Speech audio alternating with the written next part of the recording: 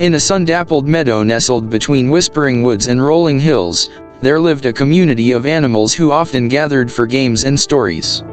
Among them were two very different creatures, a sprightly, boastful hare named Hugo, and a quiet, deliberate tortoise named Tobias. Hugo was the fastest runner in the forest, and he never let anyone forget it. "Why, I could run around this whole meadow 3 times before old Tobias even takes 5 steps, he would say with a smirk, twitching his long ears and thumping his strong back legs for emphasis. The other animals chuckled, but the constant teasing wore on Tobias. One warm spring morning, after another of Hugo's arrogant boasts, Tobias looked up from the soft patch of clover he was nibbling. "Perhaps," he said slowly, "but speed isn't everything." "Oh," said Hugo, arching a brow. "Care to prove it?" A murmur rose from the crowd. "A race," chirped a robin from a branch above. "A race," echoed a chorus of animals. And so, the race was set. The starting line was marked by a ring of river stones, and the finish line was a tall oak at the far edge of the meadow. The news spread quickly, and by noon the forest was alive with chatter. Animals lined the course, squirrels clung to branches, badgers peeked from their burrows, and even the foxes took a break from their prowling to watch. At the starting line, Hugo stretched dramatically, flaunting his lean legs and sleek fur. Tobias simply nodded and set his eyes on the oak tree in the distance. A blue jay let out a sharp cry to signal the start. Hugo shot forward like an arrow. Within seconds, he was a blur on the horizon.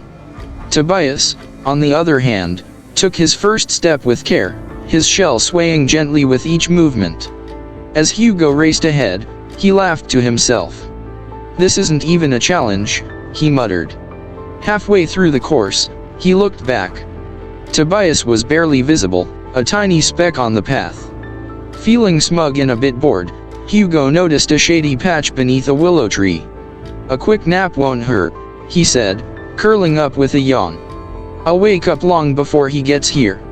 Meanwhile, Tobias trudged on. The journey was slow, the sun high and hot, but he kept his focus on the goal. He paused briefly for water from a stream, then resumed his journey without hesitation. His legs ached, and the path seemed to stretch forever, but he never stopped. As the sun dipped lower, casting long shadows across the grass, Tobias passed the willow tree.